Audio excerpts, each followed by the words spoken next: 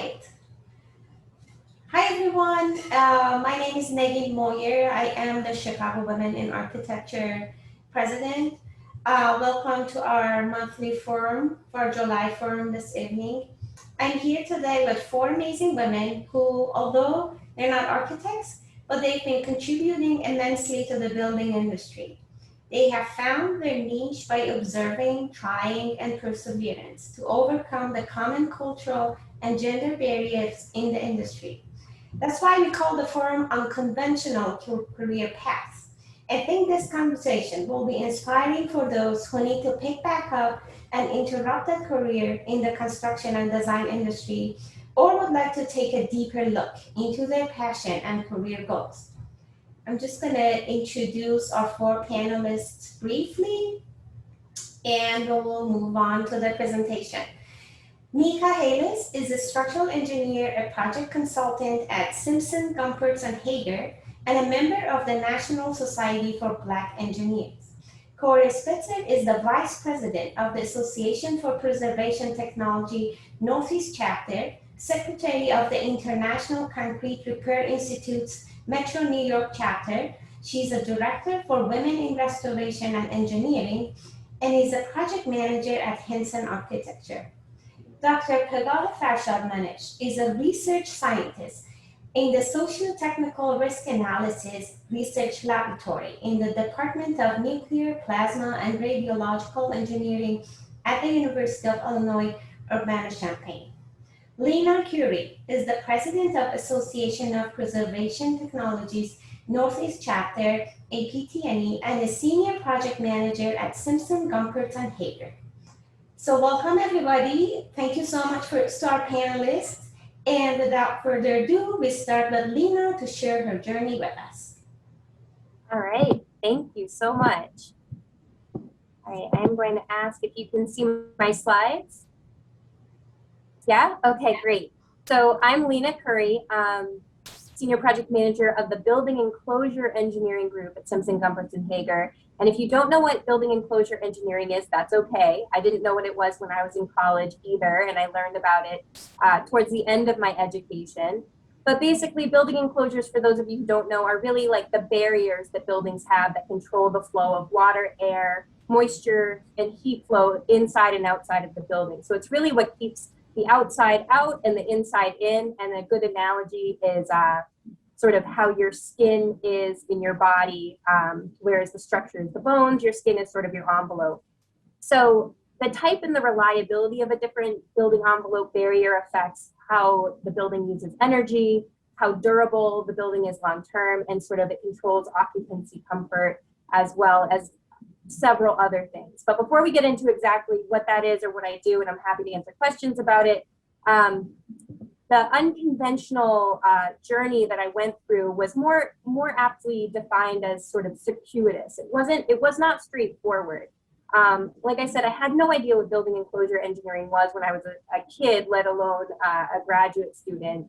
So the path to getting where I was not straightforward, but what I've learned and sort of realized in retrospect is that it started at an early age with some fundamental sort of characteristics. I loved when I was a kid to observe things, and I like to say that I was very cautious, but that's really a nice way of saying I was very anxious as a child. I didn't feel safe in new situations. I wasn't very outspoken. I sort of hovered to my parents or my siblings whenever I was put into a new situation. So as a child, I used my power of observation to really understand the world around me and to manage my expectations and to like really keep my anxieties at bay. That being said, I used to love those sort of visual observation matching games where you have sort of two pictures side by side and you're tasked with identifying the differences between the two images. I also loved mystery stories. I loved understanding sort of a set of problems and unknowns at the beginning, and then through a series of observations and deductions, figuring out what had transpired. And for those of you who are sort of trying to tell the differences at home, I've highlighted where they are on the image on the right, sort of some items that are missing.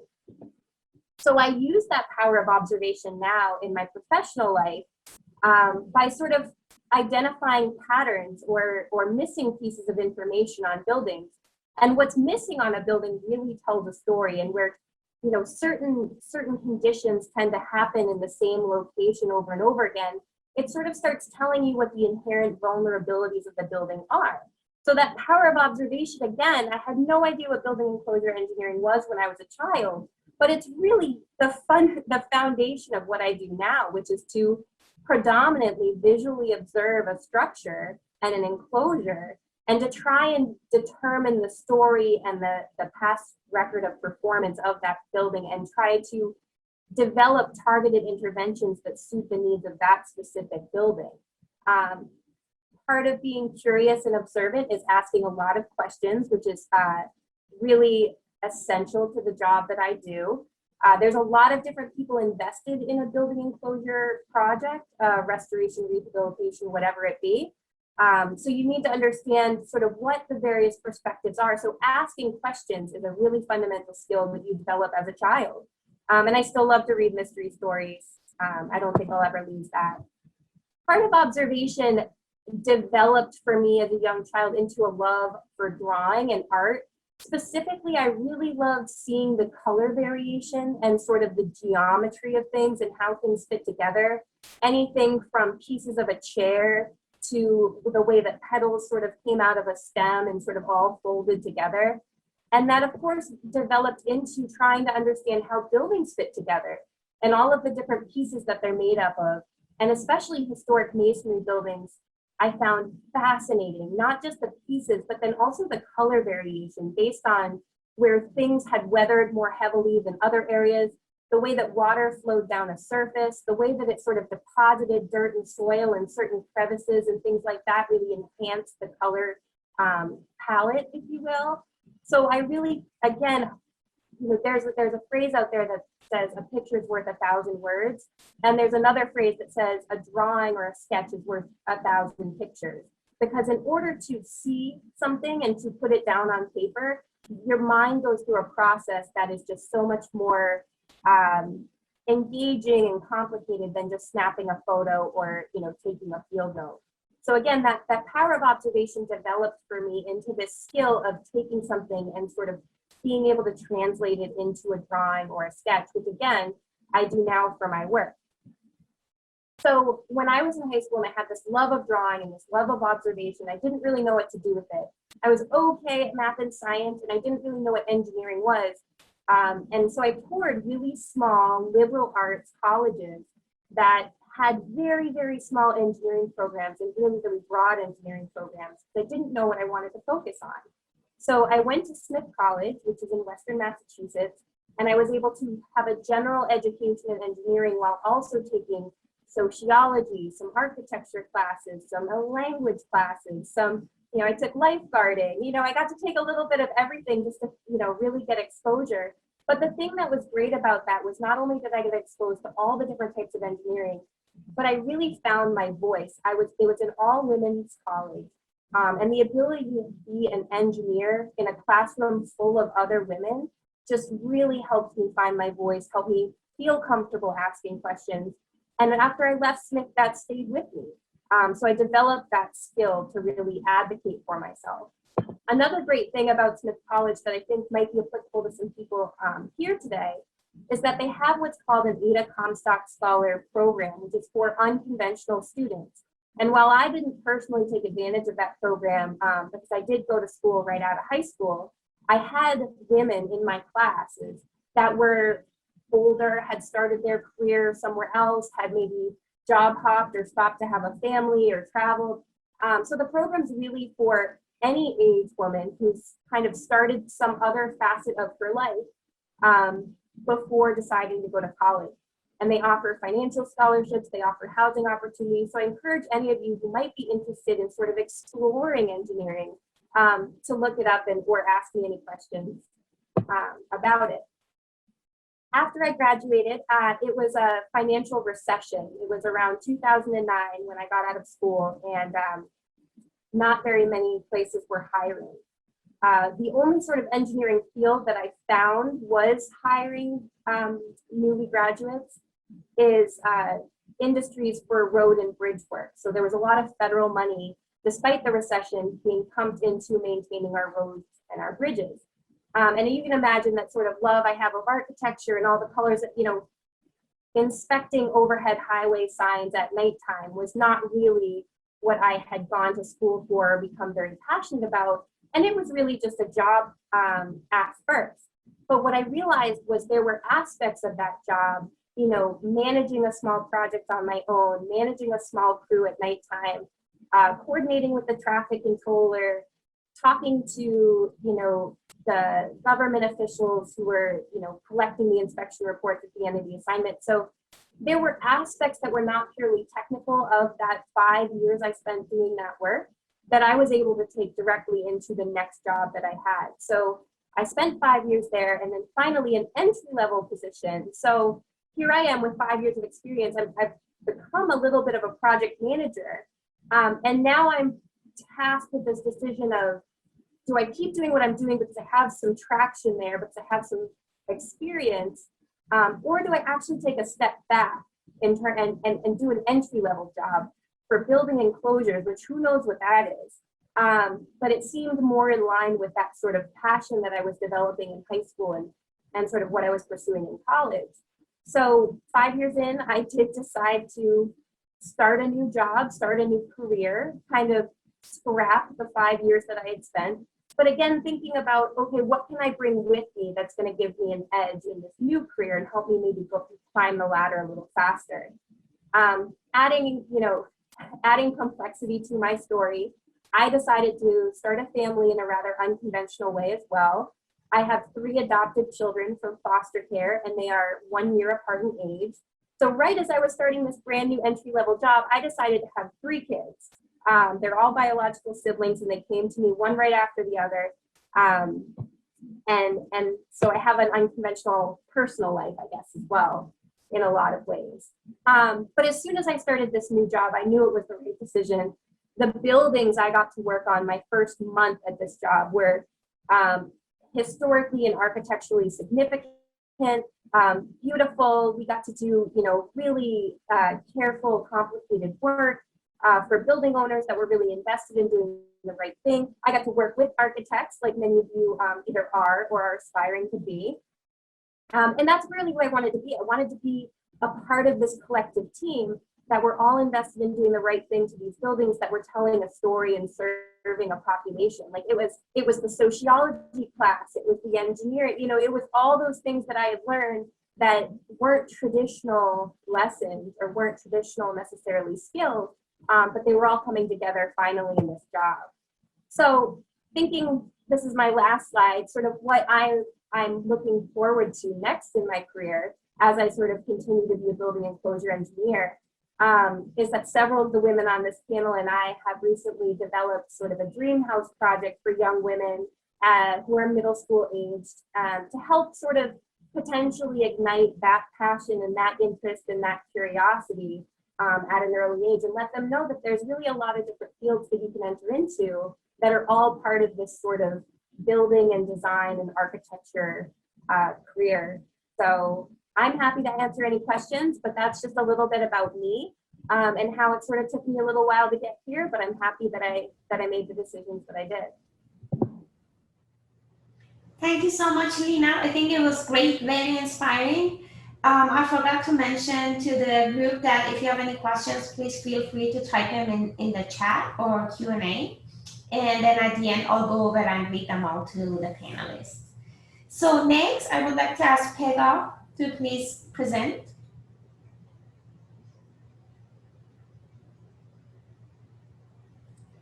Can you see my slide?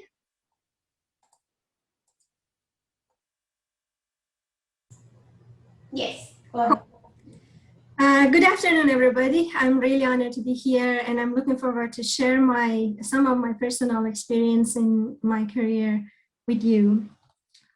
I started my conventional career path many years ago as an engineer, and I'm now a research scientist at CWA.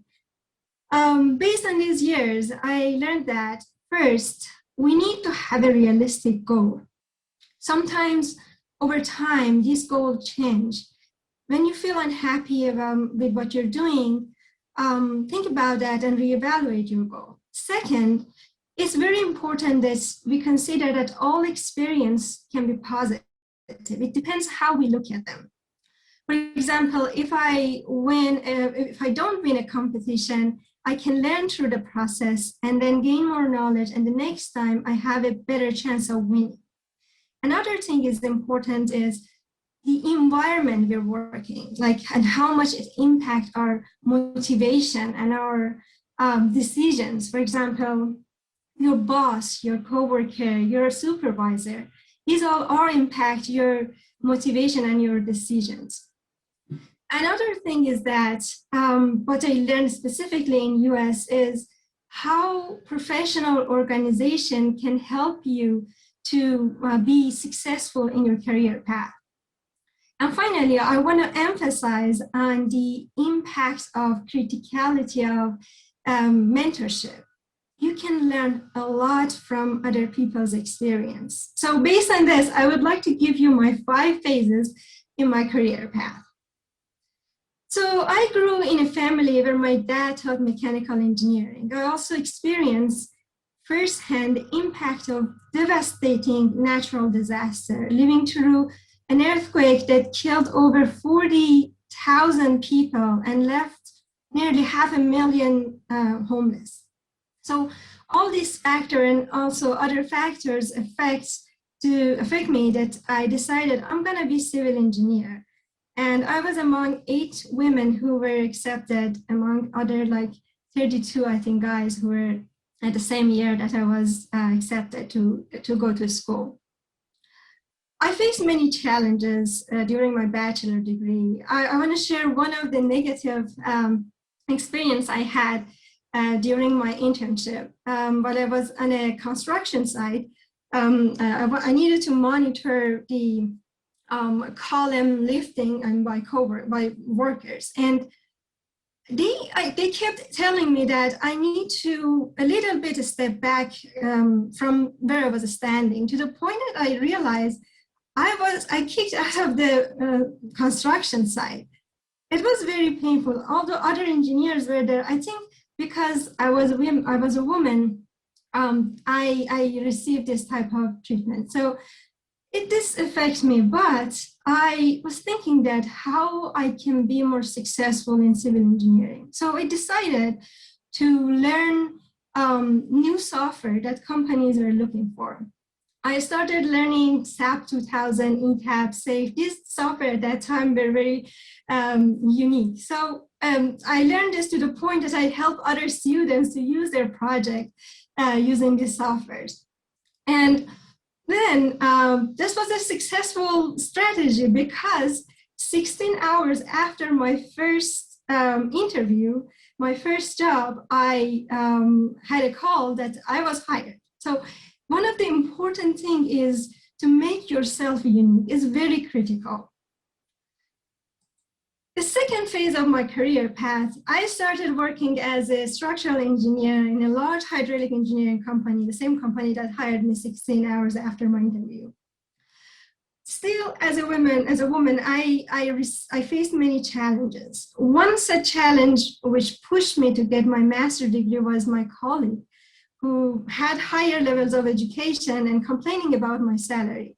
They somehow thought that they deserve more salary, although I had much more experience.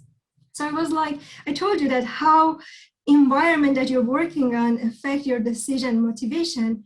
I decided, you know what, from to reduce the spread of this negativity, I'm gonna get my master's degree as I was working full time.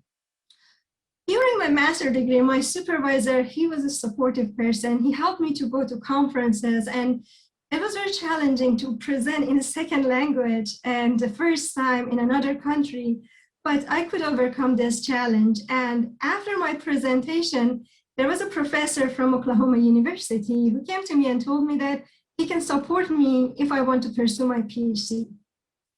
I had never considered the possibility of coming to the US and get my PhD. Taking TOEFL, GRE, publishing papers, getting visa is so scary. But I was thinking that, at that point, I was in the middle of my career, I can say. I had 8 years of professional experience. I was senior designer in that company, and the CEO of the company told me that he wanted me to stay. One of the important things is that you need to stay strong and trust your decision. What do you think I could do? I'm like, I don't want to give up. So I want to try and see what's going to happen. The CEO agreed that I can take a few months off to study English. And because I didn't study English for after my bachelor degree, almost 8 years. And then I needed to have those scores. It took a while to get those scores, and most school had already stopped taking application for the following school year. Illinois Tech was one of those schools that had a later application deadline. So I was able to, in the last minute, I applied and I was accepted. So getting visa it has its own crazy story that hopefully I save that story for another time. I came to the US to pursue my PhD. This is the third phase of my career path until now. I met many amazing people here. English was still a challenge, but didn't give up. Everyone who's international have these type of challenges, believe me. Just we need to avoid saying I can't. Just we need to be positive. Despite English challenges, I attended many conferences. This is me presenting on the first time in a conference at the US. And like conferences is the best way you can meet people, you can introduce yourself about your work, and ultimately you can find a job. Another important thing is that involvement in professional organization. I was involved in the CWA chapter at Illinois Tech. This is our famous marshmallow and spaghetti that we had competition on. I attended many events at SUI and met many amazing people at SUI, including Stephen Crane. After getting my PhD, again, I was at a decision point. I want to do research in natural disaster. I want to help people. So the important thing is that sometimes we don't know what we need to do when we want to find a job. Just search it. There are many open positions. I just searched risk and safety, and I found a job opening at U of I where I'm still working here. And this is the current phase of my career path. I started as a postdoc here, and now, and then I was promoted last year as a research scientist. It has been challenging working in another field. I'm not working in civil engineering now, but working in civil engineering topics. My efforts have been acknowledged. I received several awards over the last few years, such as Zonta International Women in Technology District Award. And also there was I was selected to attend the Rising Star Women in Engineering workshop in South Korea. And this is me in the first row standing. Overall, I can say that to sum up my long twisting journey, I offer this advice. Find joy in your journey, make decision, and stand strong. Update your path when your priority or goals change, and ask for direction when you feel lost. If you have any question, I will be happy to answer. Thank you so much. It was great, and I think it was obvious that it was a very up and down path, but you certainly had joy. So congratulations. I think it was Thank great. And if anybody has any question, we'll go back to them at the end. And now, Corey, please.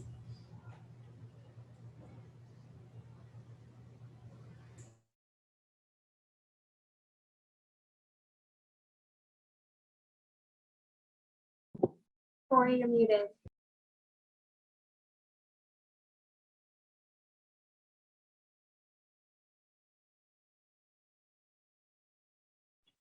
The button moves on me every time I present, I swear.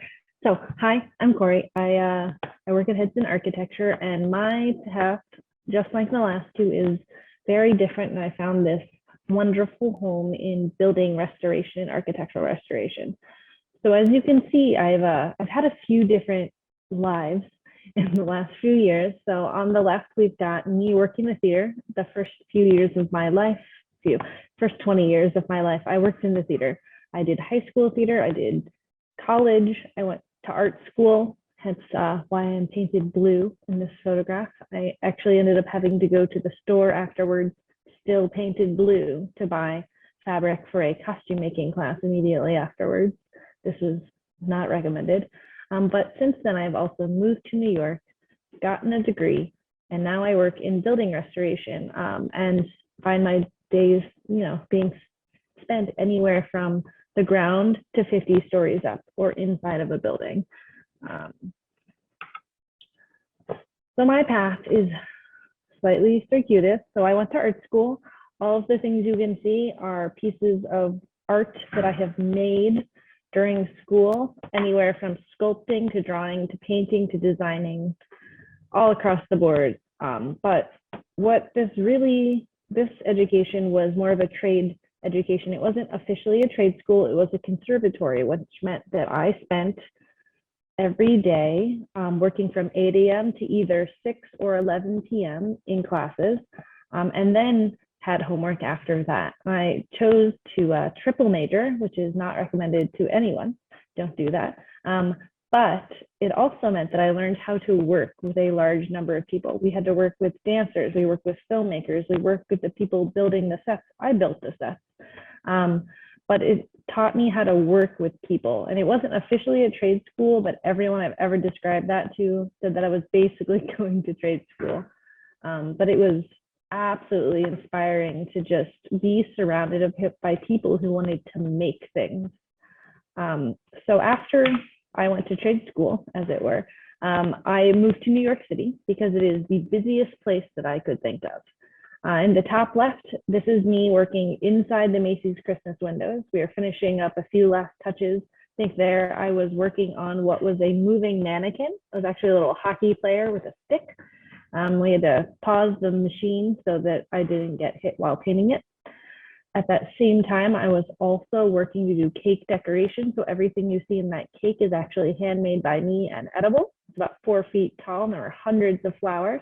And at that same time, I moved on to a slightly different job in cake decorating. I was making icing every day that was my own weight in icing. And I was horrified at the amount of sugar and that I was just producing into this world, but I didn't feel like I was giving anything back. So I chose to look around for a career. I wanted something that was more stable, but it would also be more satisfying mentally, physically, all of the above. So I ended up going to Columbia for a master's degree in architectural historic preservation. There, it's when I got to draw buildings. This building is the laundromat that I lived across the street from.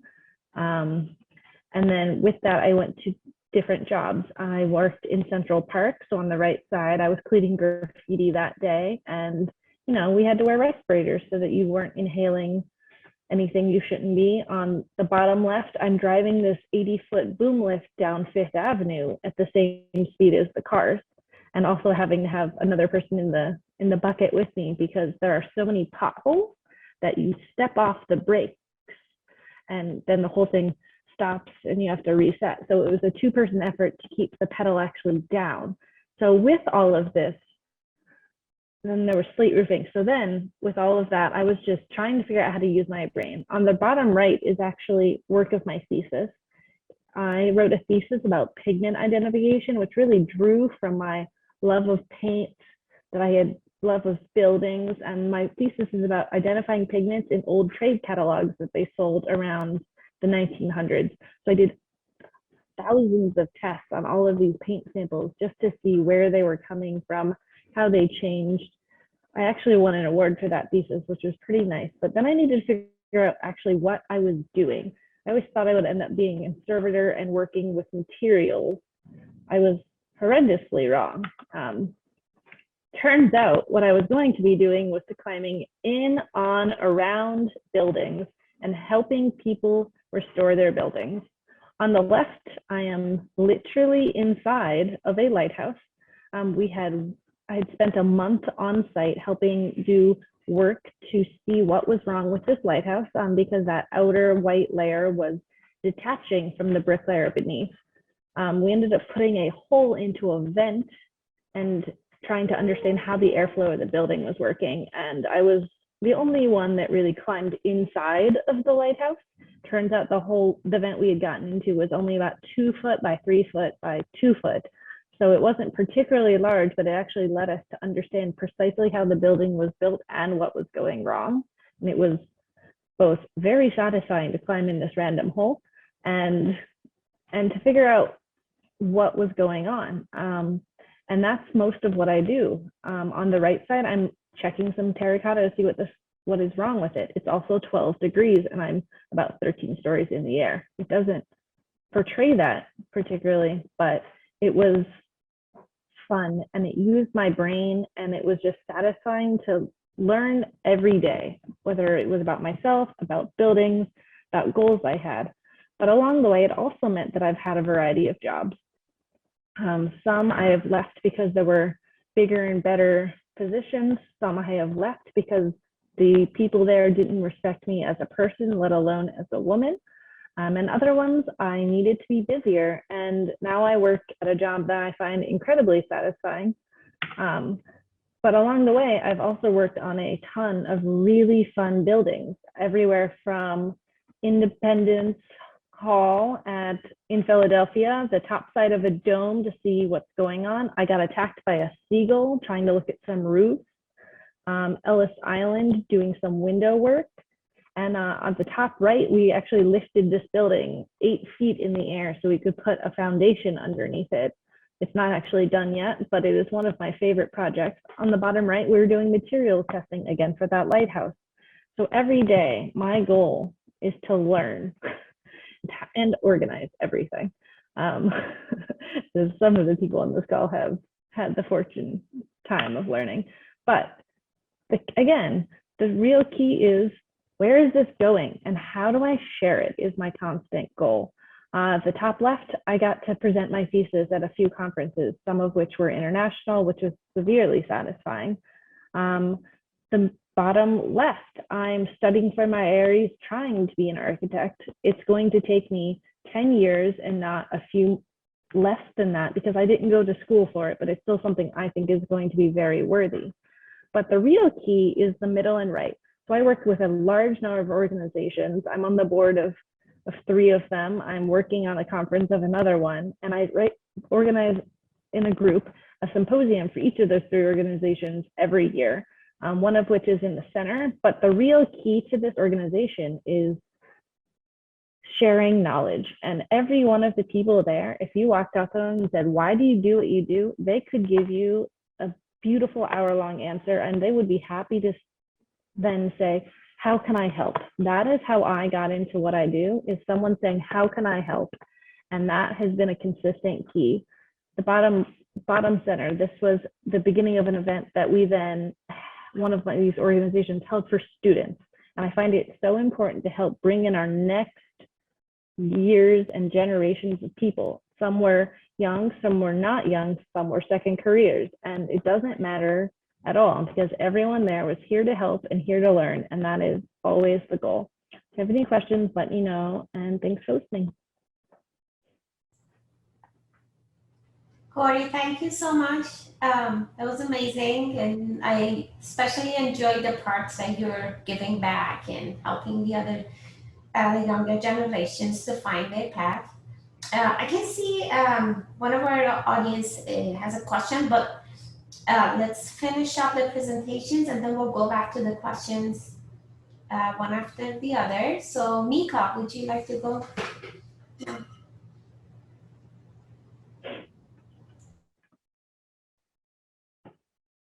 It'll always help if I unmute here. So my name's Mika, as they introduced me before. I work as a structural engineer in the East Coast, doing a lot of institutional new design work, but that certainly was something I always wanted to do and just not necessarily the easiest thing. For me personally, there was a lot of hurdles kind of between me and getting the education I wanted. Obviously being a woman is a setback, being a woman of color is another setback, and it's not always, even if it's what you want, it's not always encouraged and it's not always easy to find those opportunities. My whole life, I've been somebody who, everyone jokes that I'm allergic to sitting still, which has, been more apparent the last year more than ever. I'm constantly going, constantly doing. I have 1,000 projects on the go. If it's not something technical, it's something artsy. I paint, I knit, I sew.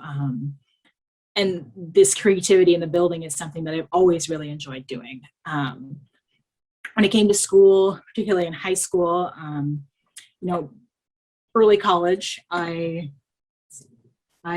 always had a job. I worked as a baker, I worked as a seamstress, I managed an ice cream parlor, I did bike mechanic, like all these things where I could interact and touch and play with things. Those are the positions that I loved. I didn't love school. And I think a lot of that was the sitting in classroom part of it. I struggled, with pure calculus and linear algebra and all those subjects. They didn't make a lot of sense to me unless there was an application for them. Why am I doing this? It doesn't make sense. I'm now someone who uses calculus every single day as part of what I'm doing and understanding that. But if you give those functions and those parameters a purpose, then it makes a lot of sense and it clicks. So I struggle with that a little bit. And guidance counselors throughout school kind of saw that as well. And other things going on in my personal life, that maybe going to like a bachelor's of engineering program was not the right next step for me in my life. It was maybe not the right spot for me. So I actually ended up going to community college and not for engineering at all. So I took a 2-year degree in well over 2 years to be a sign language interpreter for the deaf. So this is something I grew up, my best friend is deaf, her family is deaf. So there's no point in my life where I don't remember knowing sign language. So I picked that up in college. I know 3 or 4 other languages now because of the language classes I took, which is a really unique experience. And I absolutely love that job. It's so nice to help people. And that's really, I worked for the Hearing Society, and I took phone calls for interpreter work where, be on the scene of a car accident and help people out at this like terrible time, or I follow a woman through a pregnancy and get to interpret her birth and be there when the baby is born and interact with her and the doctors, and that's so cool. But it wasn't right. It wasn't for me, and while I could like it very much and enjoy it as a job, it's just not where I saw myself long term. It wasn't the career I wanted. So I had to kind of sit back and reevaluate, a few years in, is this what I want? Is this really where I want to be, 20, 30, 40 years from now? Is this really what I want to continue to do? And the answer was no. I could be happy and understand that it was really not the long-term goal for me. So I decided that, after having this position and working for about a year full-time, I did it after school, that I would apply for engineering, which is really what I wanted, in particular structural engineering. As in the background here, you might be able to see, and my whole house is covered in Lego. And it was, what is the adult version of this? Putting the pieces together and getting something from nothing up. That's what I really like. So went to study civil engineering. And in particular, the school I picked was one that did an integrated co-op program. For me, this was the best choice I made. It's the best choice I can recommend to anyone who's studying engineering.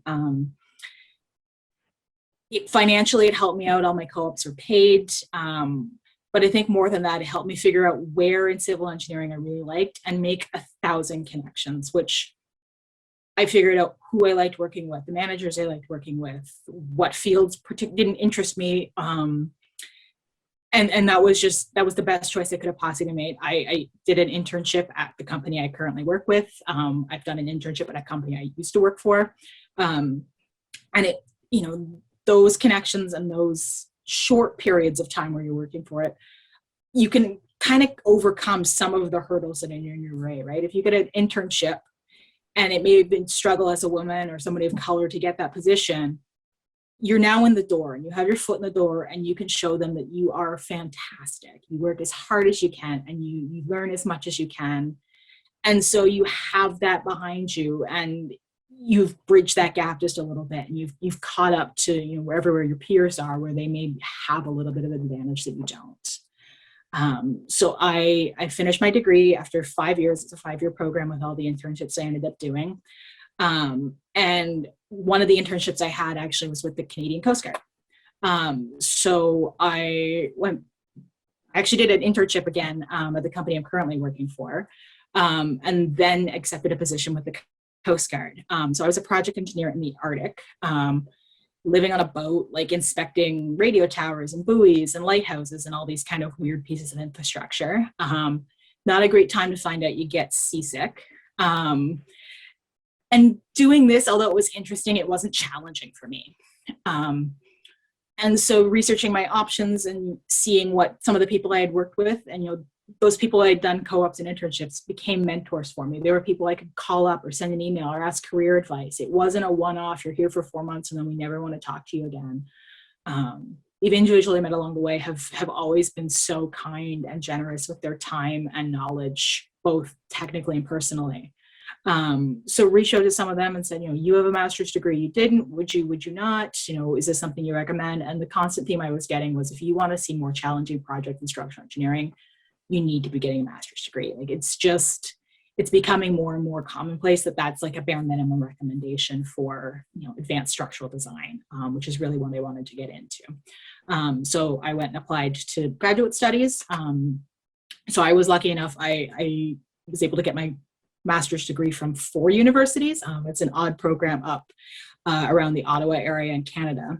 And so what that entails is you have access to all 4 research laboratories and all 4 universities for picking classes. So you can kind of get this wide array of knowledge and this really good group of professors and individuals to work with. One of the things that I kind of seen when I was up at the Arctic was just a lack of materials. They struggle to get stuff up there. They struggle to have all of these things there. So one of the professors I worked with actually looked at recycled aggregate in concrete. And that's something that they had. They were able to crush up old concrete and old buildings and use that as the basis for new concrete and avoid transporting things up to the area, which was a great cost savings to them. So spent some time with this. And kind of towards the end of my studies, I ended up at a conference where I was presenting on the research I had, and I met my current supervisor, who had said, hey, I remember you when you used to intern with us. I'd really like for you to interview. I think it'd be a really good position for you. And I've been there ever since.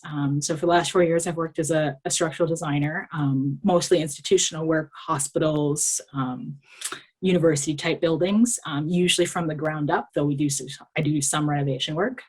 And it's been absolutely wonderful. And then more recently, as I've kind of settled in a little bit to this particular career, trying to figure out how I can give back, kind of bridge the gap that maybe could have helped me get to where I am a little bit sooner and provide that encouragement for other women and other women of color.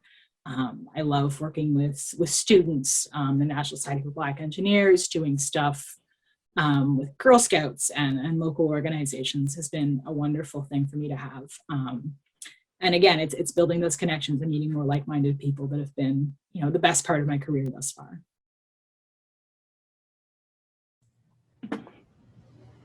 Thank you, Mika. And thank you again to all of you. It was definitely very joyful to listen to your rides, and there was so much life and human moments in it too. All the interactions and friendships and people that that end up helping you and make you travel intercontinent or end up in Arctic and start from theater and you end up meeting for your ARE exams, or you become a mother in a matter of few years, a mother of 3. I think it was very inspiring. Thank you so much for sharing your journeys to us. So I have a couple questions, but first I want to read, we have a question from Faith, so I'm going to read that. How have you maintained self-confidence and the courage to explore a different career trajectory in spite of external criticisms following the status quo career pathway? So you can all unmute and join the conversation. Just let me know who wants to go first. I can take this one. I should say that for me, there were many times that I lost my motivation. I should say that. And while it was very painful, but I think it's totally fine. The point is that we need to give ourselves time and don't stay in that mood. And to me, listening to motivation talk, like TED Talk, or like listening to some music that gives you motivation, and like talking to positive people around you. One more thing is that sometimes you can even try to imagine yourself that like where you want to be. That helps you to boost your, I think, your energy to continue. That is my experience. Thank you. Anyone else wants to go? I would just add, I completely agree. It's, you know, as best you can, as early as you can, start developing that network of support. I find that that is just, whether it's other people that you work with, it's people you meet professionally through your studies, it's family members. You know, there's going to be ups and downs as women in this industry. There are going to be days where you just come back from a construction site and you just feel defeated and you feel like you just need to, you know, ball up and cry to somebody. So as early as you can start finding those sort of allies, like we're all here to help. Like any one of us panelists will help you, just from being at this one event together, because we're all in it together. So just reach out. If you find a good person along the way, keep in touch with them.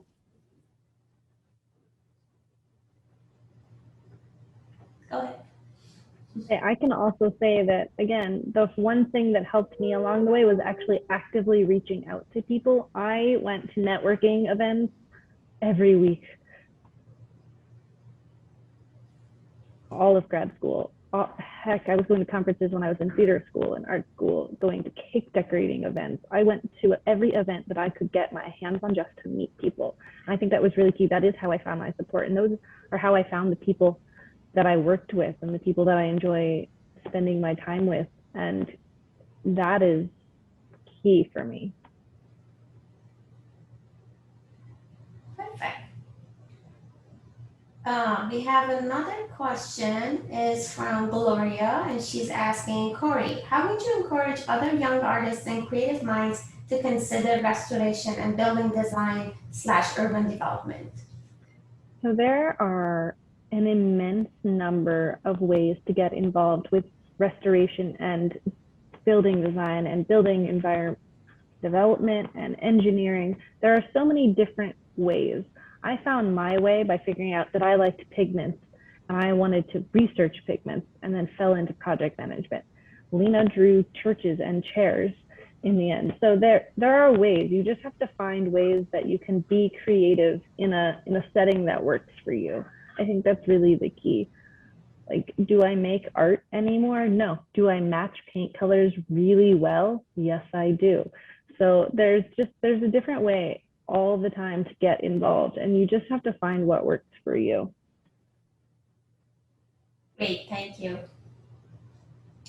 I want to ask a question. So you all seem to have gone through the journey and found a happy place, and that's amazing. So what is next? I know a lot of you guys, all of you guys almost you give back. But then what gives you joy, you know, to keep going?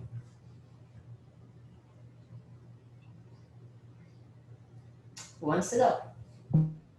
And I think I'll echo what Mika just said, which is, you know, I personally love, I mean, like Corey and Mika both, like everyone said, I love learning every day. So going to work every day, knowing that I'm going to learn something new, that's what gets me excited about work. Like Mika said, giving back and like creating that bridge so that other women who, again, don't know what options are out there, what careers are out there, I want to help make that bridge, just like Mika and Corey and everyone on this panel. So I think it's those two things. I want to always be learning, but I also want to give back. And I think everybody at some point, sort of after you've been through your path to a certain point, where I think we all four are, you sort of have to define success for yourself. And it can be partly through your job and technical, and it can be anything. It can be family, like priorities, getting a better work-life balance. So it's sort of a hybrid of a couple different things for me. Variety is nice, you know, different complex projects every day is a perk of the job. Yeah. Anyone else? What is next? What's next steps? Mika? Yeah, I think that's what Lena said, I recently in the last year, the first big project that I worked on, the first big building from the ground up, they opened the building to the public or to students in January. And that was such a milestone for me to see this thing that, my first day at this job, I got thrown into a coordination meeting and they said, we're going to start this building. It's brand new. And, over the course of 4 years, it went from an idea in somebody's head to this real physical tangible thing. And I can't wait to get more of those under my belt. We do much larger projects than some companies do, and they do take 3, 4, 5 years to complete. And I want to continue to working on those, but more importantly, I want to show what I've done to other people. I'm proud of the work that I do.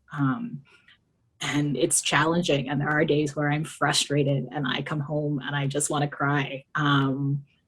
But those days are much fewer and far between than the days where I come home feeling good and I wake up, and most days I think I'm so lucky I got to go to work today. I like doing my job. There's not a lot of people who can say that. Yeah, absolutely. And so maybe then another question is, when you look back, are there parts that you would think differently or not do the way you did, and how would that create a different outcome? I think I'm gonna stick with what Sayu was saying is when you're unhappy, you just have to leave. There are so many positions and situations I stayed in so much longer than necessary. And I would have just encouraged myself to leave earlier. Just setting with having a mediocre life just isn't worth it when there's so much opportunity out there for improvement. Yeah, I definitely. So you have value. I agree with that. Like when it's not a right fit, trying to force it to be the right fit is sort of a wasted effort, right? So know that you have value, know that you have support systems out there, and know that there's going to be people wherever you go that you're going to be able to find that are going to help you and be that support for you. So yeah, know your value. And it's hard as women to advocate for yourself. Like Nika said, we do things that we're proud of and we're kind of taught not to brag about it, but it's okay to advocate. It's okay to be proud of ourselves and to, align and sort of, again, lift each other up. Perfect. I want to ask another question from Evelina. Thank you for inspiring stories. How do you deal with patronizing attitudes from your male colleagues? What advice can you give to women who are just entering the architecture and or engineering fields? That's a tough one, but. So early on in my career, I actually had a construction site where I came back. I thought, I never want to go there again. I'm not comfortable. I don't like it. I don't want to be there anymore. And that was a really tough position to be in. You're a new engineer. You just want to say, yes, yes, yes, I can do this, prove yourself, but kind of had to be like, I don't think I have to. I ended up going to a woman I work with and just kind of explaining what was going on and saying this. And she goes, oh no. And we walked into my boss's office. We explained what was happening. He's like, oh, you never have to go back there again. You don't have to deal with those people. I'll tell them, you've been switched to another project if you're not comfortable with that. If not, I'll stand up for you. And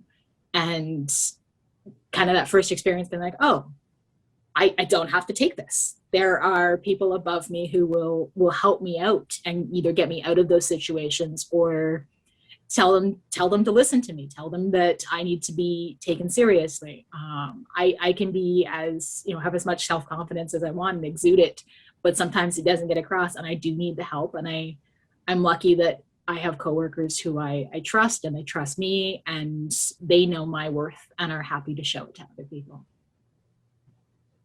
I agree. And you should never be in that situation alone, right? Like if it happens to you and there's no one else around you, there should be a company behind you completely reinforcing the message that that's not okay. I belong here. I'm doing my job. I'm, all of those things. So if you ever feel like you're in a situation where there isn't someone you can trust to report that to, that's again, maybe an indication that you're not in the right place because there's no excuse for that. And having that support system behind you, again, it just means you're in the right place and you belong and you have value and everyone knows that you're supposed to be there. It certainly happens, and you know, I don't always correct it in the moment either, even though I've been doing this for 10 years. And I hate myself when I don't call a contractor or somebody out on what they've said or done right in the moment. But you get better at it. Like, you build that confidence and you know that you're not in the wrong. And again, once you really accept that you're supposed to be there, you know, you just shut it down right then. Don't let it persist. I'm going to step in and say I've been in several situations where my bosses and companies haven't been behind me. Those are the ones I've had to leave. Those are the ones I've stuck in too long. I've had people grab my face on site. I've had people ignore me while I'm running a meeting and running the project and pretend I wasn't talking because I was a woman. And I've also had my bosses say, it must be hard to be you. And you know what? The answer is sometimes you just need to keep your head up, move on, because you are worthy. And you find that support group and you tell them the absolute nonsense you just lived through, and they will make you feel better. And you know you're not alone in this. But to me, the answer is know your worth. It is valid, completely valid. And also, I would like to add one more thing, that it's important to gain knowledge. When you have knowledge, no one tell you what to do and why, like, because you know you're right. And like, gain knowledge, learn, study. Like, currently in this, like, now we have a lot of resource. So like, and trust what you think. What it would be when you have that, like, knowledge and you know what you're right, you shouldn't have doubt on yourself. Thank you. I think, yes, that's absolutely right. Just keep being outspoken about it, vocal about it. And I think that things are changing for the better. It looks like the story that Pega shared at the beginning of her lecture, when she was carrying the column and they gradually moved her out of the site. Hopefully this is not happening a lot anymore anywhere. And I know you were in a different environment, and but even that is hopefully changing. And that's why we keep these conversations and talks going, so to raise awareness and make it a little more comfortable for all of us. Well, that was it. We are 6 o'clock, and I really appreciate our panelists for their time and creativity putting together these amazing presentations and sharing their stories. I think I enjoyed it and I learned a lot from it. This presentation is recorded and it will be on CWA website, and it's available for viewing in the future. Now, thank you so much again, and all have a good night. Bye. Thank you. Bye. Thank you.